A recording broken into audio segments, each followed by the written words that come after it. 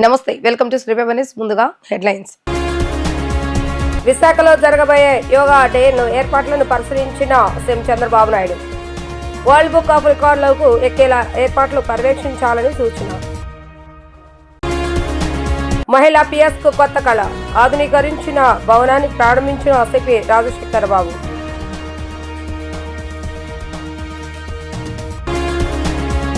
Singh Nagar urban health centre లో diarrhoea నియంత్రణపై అవగాహన కార్యక్రమంలో పాల్గొన్న ఎమ్మెల్యే బోండా ఉమ. డయేరియాపై ప్రజలు అవగాహన కల్పించాలని సూచన. అంతర్జాతీయ యోగా దినోత్సవాన్ని విజయవంతం చేసేందుకు ప్రజలంతా కలిసి రావాలని సీఎం చంద్రబాబు నాయుడు పిలుపునిచ్చారు. యోగా వేడుకలకు వచ్చే వారికి ఎలాంటి ఇబ్బందులు లేకుండా అన్ని చర్యలు తీసుకోవాలని అధికారులను సైతం ఆయన ఆదేశించారు. ఈ నెల 21వ తేదీన అంతర్జాతీయ యోగా దినోత్సవం సందర్భంగా విశాఖ ఆర్కే బీచ్ వద్ద ఏర్పాట్లను పరిశీలించారు. ఎలాంటి చర్యలు తీసుకుంటున్నారో అధికారులు ముఖ్యమంత్రికి వివరించారు. ప్రధాని మోడీ పర్యటనకు ఇబ్బందులు కలగకుండా పకడ్బందీగా ఏర్పాట్లు చేయాలని అధికారులను ఆదేశించారు. ఈ సందర్భంగా ఆయన మాట్లాడుతూ రాష్ట్రాన్ని ఆరోగ్య ఆంధ్రప్రదేశ్ గా మారుస్తున్నామని, అందులో భాగంగా 21వ తేదీన విశాఖలో యోగాంధ్రను భారీ ఎత్తున నిర్వహిస్తున్నామని చెప్పారు. భారతీయ వారసత్వ సంపదగా వచ్చిన యోగా వల్ల అందరికీ ప్రయోజనాలు ఉన్నాయని గుర్తించిన ప్రధాని దీనిని ఐక్యరాజ్య సమితికి చెప్పి జూన్ 21న అంతర్జాతీయ యోగా దినోత్సవంగా ప్రకటింపజేసి 10 ఏళ్లు పూర్తయిందని గుర్తు చేశారు. 11వ సంవత్సరంలోకి అడుగుపెడుతున్న తరుణంలో విశాఖలో భారీ కార్యక్రమం నిర్వహించాలని ఆయన కోరగా తాను అంగీకరించినట్లుగా తెలిపారు. ఇందుకోసం యోగాంధ్రకు నెల క్రితమే శ్రీకారం చుట్టామని అన్నారు. రాబోయే 5 రోజుల్లో ఒక హిస్టారికల్ ఈవెంట్ కు నాంది పలుకుతున్నాం. 11వ సంవత్సరం అంటే 10 సంవత్సరాలు పూర్తి చేసుకుని 11వ సంవత్సరం ఇంటర్నేషనల్ యోగా డేకి నాంది పలుకుతున్నాం. ఇటీవల కాలంలో నేను ప్రధానమంత్రి గారిని కలిసినప్పుడు వారు ఒకటి ఆఫర్ చేశారు. 10 సంవత్సరాలైంది యోగా డే జరుపుకుంటున్నాం, విశాఖపట్నం అనువైన ప్రదేశం, అక్కడ మీరు చేయగలుగుతారంటే హ్యాపీగా చేస్తామని చెప్పి నేను ఆమోదించాను.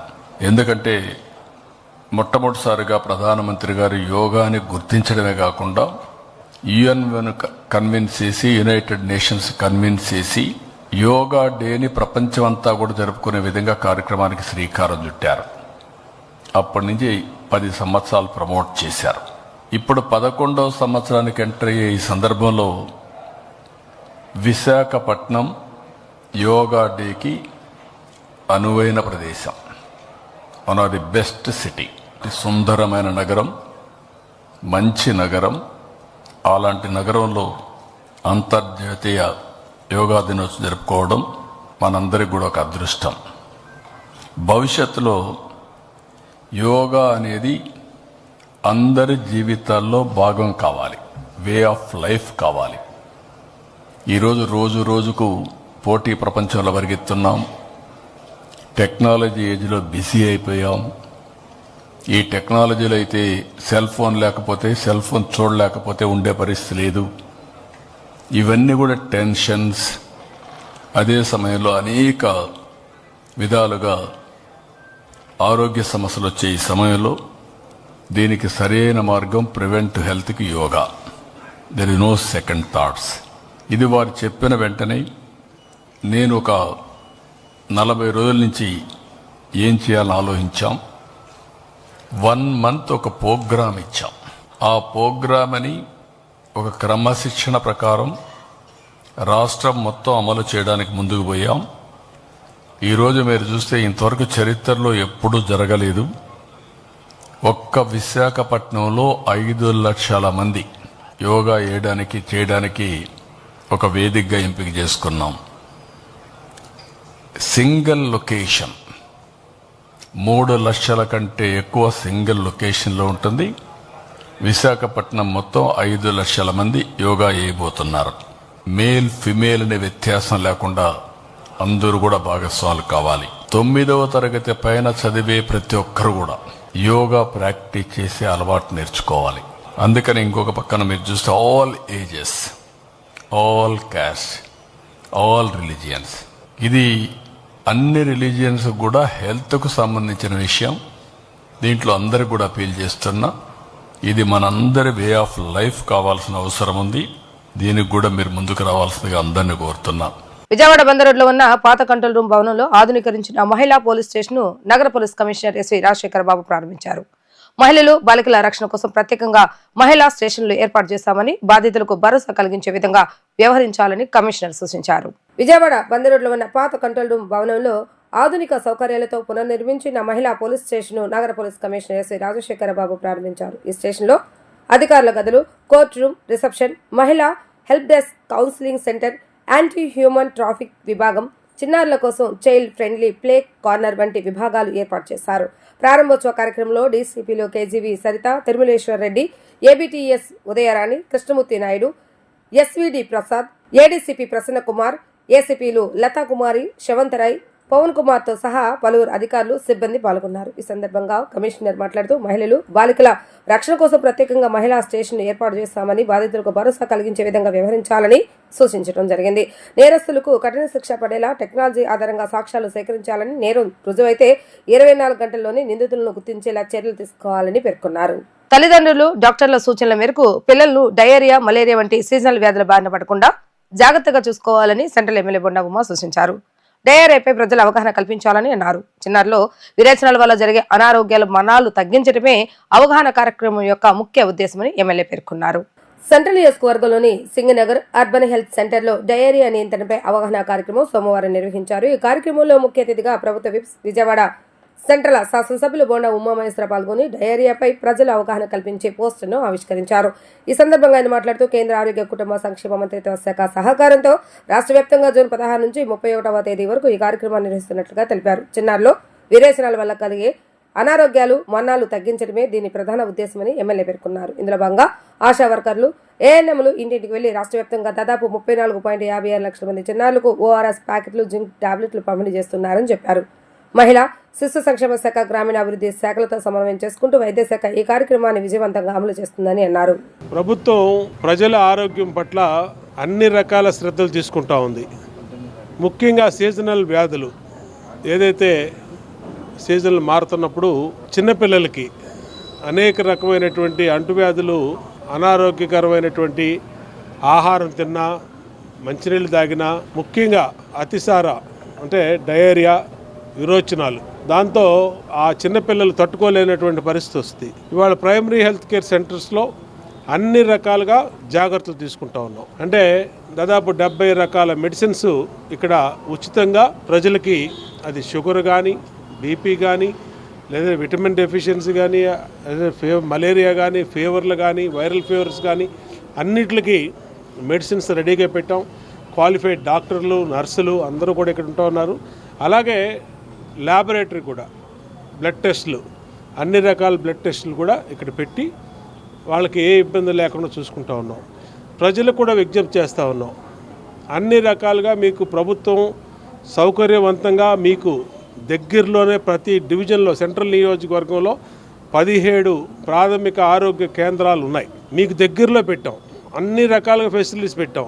ఈ సేవలు ఉపయోగించుకోండి. ప్రైవేట్ హాస్పిటల్స్కి వెళ్ళి 500 రూపాయల కన్సెషన్ ఫీజులు ఇచ్చి వాళ్ళు పెట్టే ఇబ్బందులకు ఇదవ్వకుండా, డబ్బులు పోగొట్టుకోకుండా అన్ని రకాలుగా ఇక్కడి నుంచి ఏమన్నా ఇబ్బందులు ఉంటే ఇంకా వీళ్ళు పైన సూపర్ స్పెషాలిటీ హాస్పిటల్ ఉంది మనకి, సూపర్ స్పెషాలిటీకి రిఫరల్ రాస్తారు. అక్కడికి వెళ్తే అక్కడ ఇంకా పెద్ద డాక్టర్లు ఉంటారు. అంటే అన్ని రకాలుగా మీకు ఇవాళ ఎయిమ్స్ని కూడా గతంలో మనమే ఈ ప్రభుత్వంలోనే ఎయిమ్స్ని కూడా తీసుకొచ్చాం. ఎయిమ్స్ను మించినటువంటి హాస్పిటల్ భారతదేశంలోనే లేదు. అలాంటిది మనకి తాడేపల్లిలో, మనకి మంగళగిరి దగ్గర ఎయిమ్స్ హాస్పిటల్ కూడా వచ్చింది. అంటే ప్రజల ఆరోగ్యం పట్ల రాష్ట్ర ప్రభుత్వం చిత్తశుద్ధితో అన్ని రకాల జాగ్రత్తలు తీసుకుంటా ఉంది. మీకోసం అన్ని రకాలుగా ఉచితంగా వైద్యం చేయడానికి సిద్ధంగా ఉన్నాం. కాబట్టి ఈ సేవలను ఉపయోగించుకోమని తల్లిదండ్రులు, డాక్టర్లు చెప్పినటువంటి సూచనలు పాటించవై అందరూ కూడా జాగ్రత్తలు, పిల్లల్ని డయేరియా, అలాగే వైరల్ ఫీవర్స్ ఇట్లా బారిన పడకుండా చూసుకోవాల్సిన జాగ్రత్తలు తీసుకోమని విజ్ఞప్తి చేస్తాం. ముఖ్యమంత్రి నారా చంద్రబాబు నాయుడు సూచనల మేరకు తెలుగుదేశం శ్రేణులు జోగి రమేష్ పట్ల సంయమనం పాటిస్తున్నామని కృష్ణా జిల్లా మైలవరం ఎమ్మెల్యే వసంత కృష్ణ ప్రసాద్ అన్నారు. గతంలో మాదిరి జోగి రమేష్ మరోసారి చంద్రబాబు నాయుడుపై ప్రేలాపనలకు పాల్పడితే ఈసారి ఎవరు ఆపినా ఆగబోమంటూ తీవ్ర స్థాయిలో హెచ్చరికలు జారీ చేశారు. అమరావతిపై జోగి రమేష్ చేసిన వ్యాఖ్యలు అసంబద్ధమని, వైసీపీ వారికి రాజధానిపై ఉన్న చిత్తశుద్ధి గత 5 ఏళ్లలో అందరూ చూశారని వసంత కృష్ణ ప్రసాద్ ఎద్దేవా చేశారు. మాజీ మంత్రి జోగి రమేష్ ఇటీవల చేసిన వ్యాఖ్యలపై ఎమ్మెల్యే వసంత కృష్ణ ప్రసాద్ తీవ్రంగా స్పందించారు. చంద్రబాబు నాయుడు ఇంటిపై దాడి చేయాలన్న ధైర్యం ఎవరికైనా ఉందా? అని ఆయన ప్రశ్నించారు. సీఎం చంద్రబాబు నాయుడు తమకు సంస్కారవంతంగా ఉండాలని, కక్షపూరిత చర్యలకు దూరంగా ఉండాలని సూచించారని తెలిపారు. అదే కారణంగా తాము నిగ్రహంతో హుందాగా వ్యవహరిస్తున్నామని చెప్పారు. తొలి రోజే స్పందించి ఉండేవారైతే జోగి రమేష్ ఇంటి పరిస్థితి మరోలా ఉండేదని వ్యాఖ్యానించారు. జోగి రమేష్ గతంలో చేసిన తప్పునే మళ్లీ చేయాలన్న ఉద్దేశంతో మాట్లాడితే తాము చంద్రబాబు నాయుడు, పవన్ కళ్యాణ్ సూచనలు కూడా పక్కన పెట్టేందుకు వెనకాడమని స్పష్టం చేశారు. వెనుక నోటికి ముందు వీపు బతిమలాడుతుంది అంటూ సూత్ర వ్యాఖ్యలను ఉదాహరించారు. జోగి రమేష్ కు గౌరవంతో హెచ్చరిస్తున్నామని, ఎక్కడైనా అసంబద్ధమైన వ్యాఖ్యలు, ఆరోపణలు మానుకోవాలని వసంత హితవు పలికారు. మేము ఎందుకంటే చంద్రబాబు నాయుడు గారు తొలి శాసనపక్ష సమావేశంలో ఒకటే మాట చెప్పారు, మీరు ఎవరి మీద కన్నా తగులుకెళ్ళినా, ఏ మహిళ పట్ల అసభ్యంగా మాట్లాడినా, దురుసు ప్రవర్తన చేసినా నేను సహించను, మీరు హుందాగా ఉండండి, మహిళలను కించపరచొద్దు, గౌరవప్రదంగా ఉండండి అని చెప్పారు. మేము చాలా గౌరవప్రదంగా ఉంటున్నాం. మేము గనక తలుచుకొని ఉంటే రాష్ట్రంలో 164 సీట్లతో అధికారంలోకి వచ్చిన తొలి రోజే జోగి రమేష్ ఇల్లు నామరూపాలు లేకుండా పోయేది. ఒకవేళ కనుక జోగి రమేష్ గతంలో చేసిన తప్పుని నేను మళ్ళీ పునరావృతం చేస్తాననే మాట నాలుగు దాటి కనుక బయటకు వస్తే మేము చంద్రబాబు నాయుడు గారు, పవన్ కళ్యాణ్ గారు చెప్పిన మాట కూడా విన్నాం. దయచేసి వెనకటి నుంచి మన సూక్తులు చెప్తా ఉన్నాయి, ఈపెప్పుడు నోటిని బతిలాడుకుంటుంది, నువ్వు జాగ్రత్తగా ఉండి చావే, లేకపోతే పగిలేదు నా ఈ పని. జోగి రమేష్ గారు మీకు గౌరవంగా చెప్తా ఉన్నాం, నువ్వు ఎవరిని పడితే వాళ్ళని, ఎంతటి అసంబద్ధమైన వ్యక్తి అంటే ఇతను మొన్నే చెప్పాడు, ఇప్పుడు నిర్మిస్తున్నటువంటి అమరావతి అంట కాదంట, చంద్రబాబు నాయుడు గారు నిర్మించే అమరావతి సరైనది కాదంట, మళ్ళీ అధికారంలోకి వస్తాడంట, జగన్మోహన్ రెడ్డి గారు ఈసారి సరైన అమరావతిని నిర్మిస్తాడంట, మొన్నే చెప్తా ఉన్నాడు.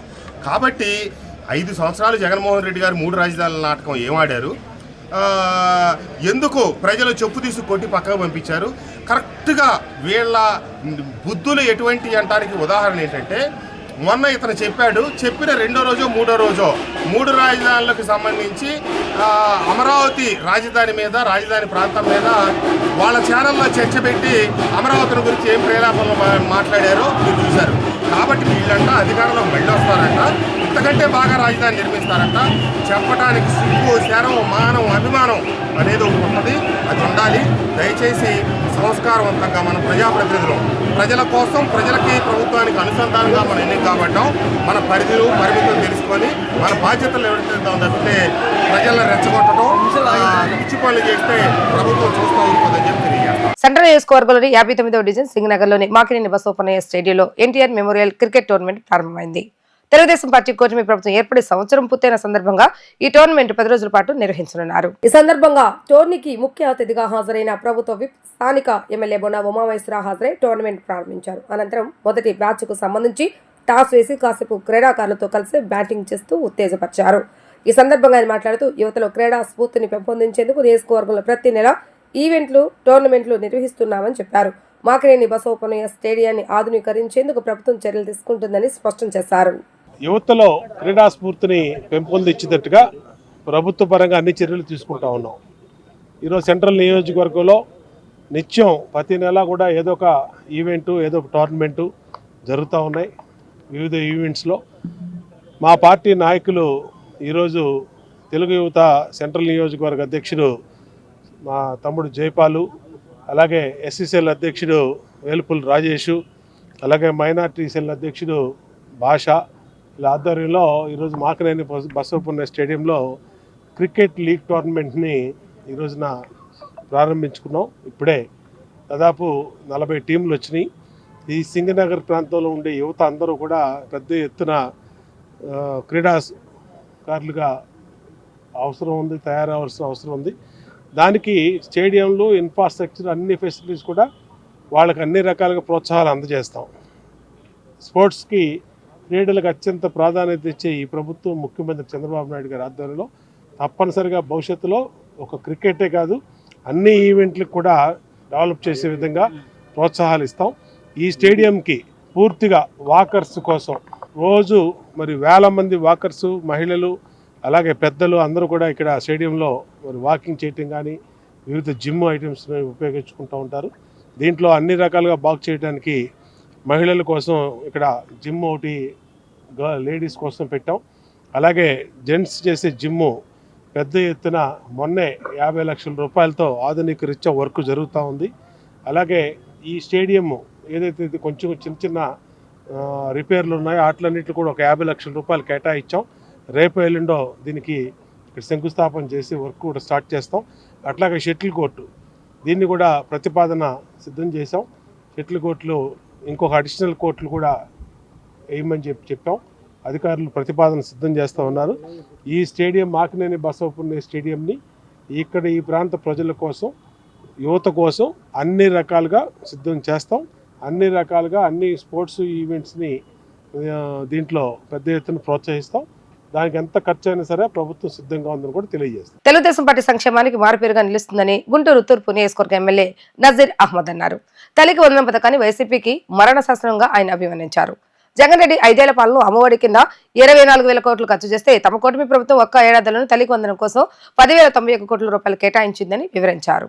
తెలుగుదేశం పార్టీ సంక్షేమానికి మారుపేరుగా నిలుస్తుందని గుంటూరు తూర్పు నియోజకవర్గ ఎమ్మెల్యే నజీర్ అహ్మద్ అన్నారు. మంగళగిరిలోని తెలుగుదేశం పార్టీ కేంద్ర కార్యాలయంలో సోమవారం నాడు ఆయన విలేకరులతో మాట్లాడుతూ కూటమి ప్రభుత్వం అమలు చేస్తున్న తల్లికి వందన పథకం ద్వారా రాష్ట్ర వ్యాప్తంగా ప్రతి ఇంటా పండగ వాతావరణం నెలకొందని తెలిపారు. పాఠశాలలు తెరిచిన తొలి రోజే 4.80 లక్షల మంది విద్యార్థుల తల్లుల ఖాతాల్లోకి 718.95 కోట్లు జమ చేస్తామని, విద్యార్థులకు స్కూల్ కిట్స్, బ్యాగ్స్ అందజేస్తామని తెలిపారు. మంత్రి నారా లోకేష్ చొరవతో ఇది సాధ్యమైందని, ఇది ఒక రికార్డ్ అని కొనియాడారు. గత వైసీపీ ప్రభుత్వం పిల్లలను చదివించే విషయంలో నిర్లక్ష్యం వహిస్తే ఈ పథకం ద్వారా ముఖ్యమంత్రి నారా చంద్రబాబు నాయుడు విద్యార్థులందరినీ చదివించాలని ప్రోత్సహిస్తున్నారని నజీర్ అహ్మద్ వివరించారు. తల్లికి వందనం పథకాన్ని వైసీపీకి మరణ శాసనంగా ఆయన అభివర్ణించారు. జగన్ రెడ్డి 5 ఏళ్ల పాలనలో అమ్మఒడి కింద 24,000 కోట్లు ఖర్చు చేస్తే తమ కూటమి ప్రభుత్వం ఒక్క ఏడాదిలోనే తల్లికి వందనం కోసం 10,091 కోట్లు కేటాయించిందని వివరించారు. ఇంట్లో ఎంతమంది పిల్లలుంటే అంతమందికి ఒక్కొక్కరికి 13,000 రూపాయల చొప్పున ఆర్థిక సహాయం అందజేస్తున్నామని, కొందరు 5 పిల్లలున్న తల్లులకు 65,000 రూపాయలు, ఒక్క కుటుంబంలోనే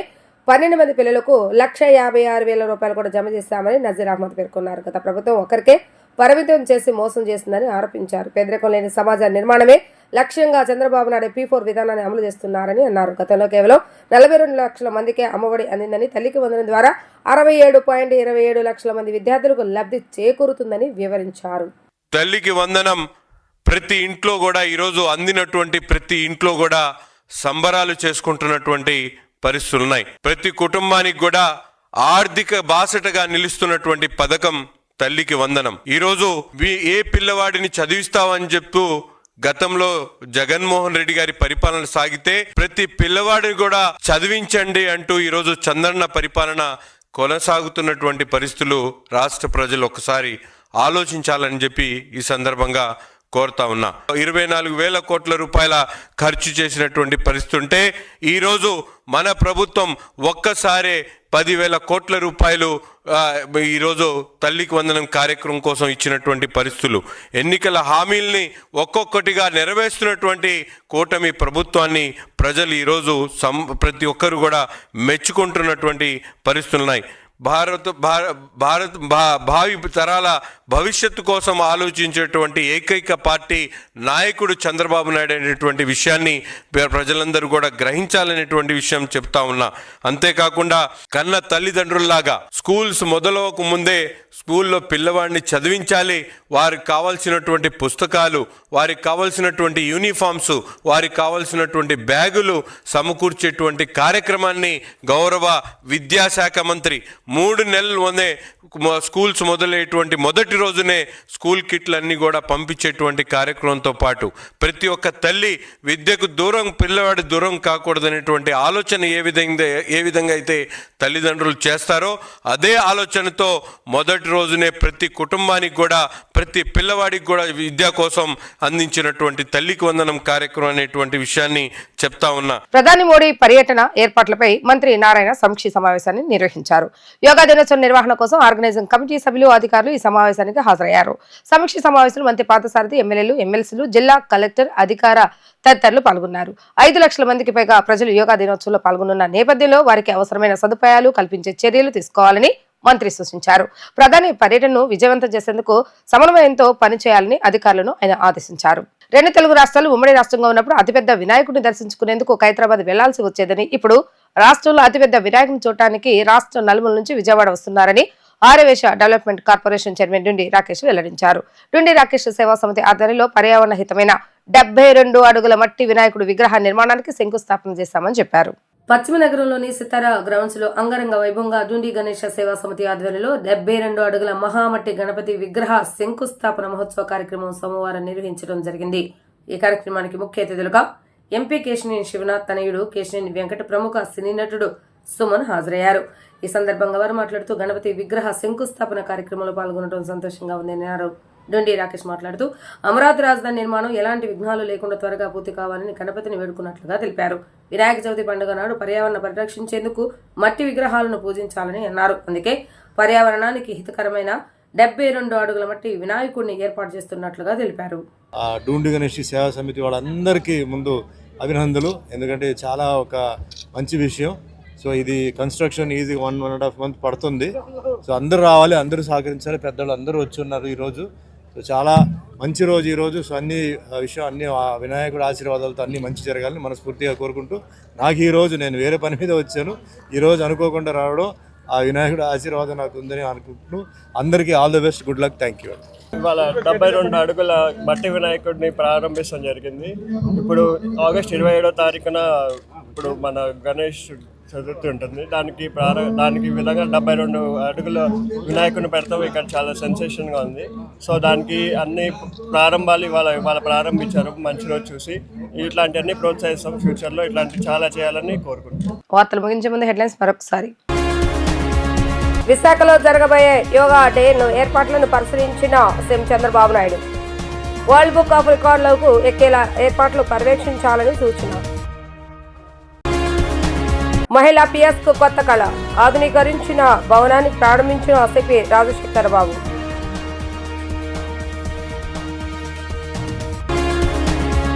సింగనగర్ అర్బన్ హెల్త్ సెంటర్ లో డయేరియా నియంత్రణపై అవగాహన కార్యక్రమంలో పాల్గొన్న ఎమ్మెల్యే బోండా ఉమ. డయేరియాపై ప్రజలు అవగాహన కల్పించాలని సూచన. ఇవి ఈ రోజు వార్తా విశేషాలు. మరల తిరిగి ప్రసారం వార్తలు మళ్ళీ కలుద్దాం. అందరికీ సెలవు, నమస్కారం.